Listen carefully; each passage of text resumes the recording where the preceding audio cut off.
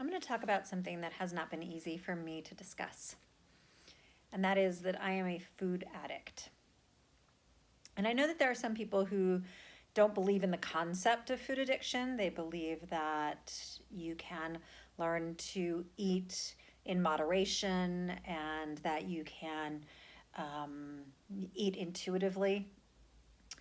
And I love that idea. I think it's a beautiful concept to be able to listen to your body and eat just to the amount where you feel full and you feel satisfied and then stop. It's not been my experience, especially with certain types of foods. And for me, those foods are sugar and flour. And that goes for pretty much any sugar, honey, maple syrup, stevia, anything that sparks a sweet taste in my mouth is a potential binge food for me. And the same thing with flour. When I discovered years ago that I was gluten intolerant, I switched to different types of flours, gluten free flours, and tried almond flour and coconut flour, and all of those things for me do the same thing. Once I eat them, it sparks a desire in me to eat more of them and more of them and more of them. And I didn't want to admit this for a really long time that I am a binge eater. I'm going to scratch my nose. Yeah, that's a really tough thing for me to admit to. I have this sort of ideal as somebody who can be in control of my eating, who eats really well. And for the most part, I would say I've always tried to eat well. I've actually cared very, very much about what food went into my body. But that care was not always translating into the way that I would eat. So I would eat organic food. I would eat really healthy, delicious food. And then in secret, I would go on binges. I would eat 4 giant bowls of ice cream one after the other. I would eat an entire pizza. I could easily eat an entire pizza and still be hungry. um, I would eat an entire bag of chips without even thinking about it, just one after the other, like mindlessly eating chips, usually by myself, which is a real indication of my relationship with food. It wasn't a public relationship, it was a secret, private relationship. And food was a comfort for me for a long time. And I'm not here to talk about like how people have to be thin. I don't care. I actually loved my fat body. I'm now in a much smaller body after a year of consciously working towards that. But it wasn't because I didn't love myself. I actually loved my fat body, but my fat body didn't love me in the way that I was sick a lot. My immune system was really not functioning well. I would get every opportunistic virus that came through town. I would be sick with a cold probably 4 times, maybe 5 times in a year. I had chronic pain in my body, especially my feet. And I couldn't really do the things that I wanted to do because I was in a lot of pain a lot of the time. And it stopped me from living the life that I wanted to live. Not everybody has that experience. And I am not here to say that anybody needs to change how they eat or what their body looks like. I have actually like no judgment about that. I love all bodies. I think if you are happy in your body, awesome, love it. Because there are lots of people in small bodies who aren't happy.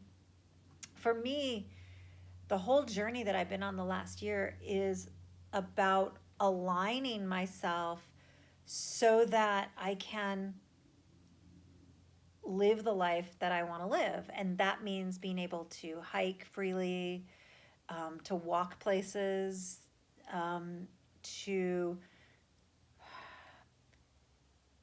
do adjustments in my yoga class without getting winded, which I couldn't do for a while. And just to feel like I'm aligned mentally. That's really a big part of it. It's not even on the physical level, it's so much more on the mental level.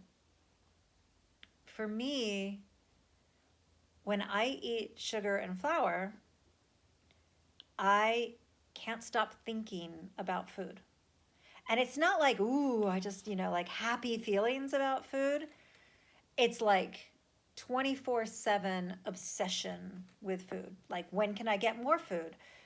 Is there more food? Like, just like a constant worrying. Like, it's in my mind all the time. When I'm trying to focus on any other aspect of life, there's some relationship with food that is an obsession in my mind. And some of it is gambling of or not gambling, but like there is a certain amount of like a diet mentality, I guess, of like, well, if I eat this, then can I not eat that? Or should I have eaten that? Or was there too much of this or too little of that? I mean, that's definitely was in there. But sometimes it was just fantasies about food, just like thinking about,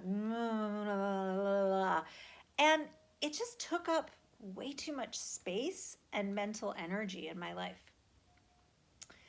And it was keeping me from really just being present. And I will say that admitting to food addiction was not something I wanted to do. It wasn't something that I took any joy in or any like sort of pride in. It's really hard for me to say that. But now that I've accepted that, it also helps me understand why I could just never feel comfortable just eating intuitively. Because I don't know when I'm full. I don't feel that. I don't really, especially if I have any sugar or flour, I can't feel full. I just want to keep eating and just kind of stuffing myself. And that's not a healthy relationship with eating. It's not pleasurable. So if you offer me something that has sugar and flour and I turn you down, please do not take it personally. It has nothing to do with you. It's about me. It's my relationship that I need to honor. And, it would be like if I told you I'm an alcoholic and then you offered me a glass of wine or a, shot of whiskey. I'm not going to do it. I can't. Because that little bit, for me, is going to start me down a really dangerous path of obsession. So thanks for listening. And I'm happy to talk with anybody about this. I know that this is a really tender subject, and it's not something that a lot of people want to talk about. Or like I said, I have no judgment about anybody else's choices because it's very personal.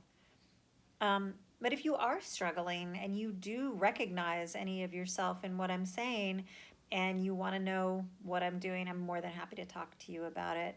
And I wish that everybody can feel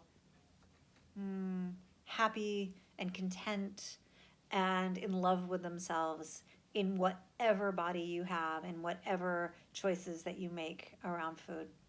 That's my hope. Thank you.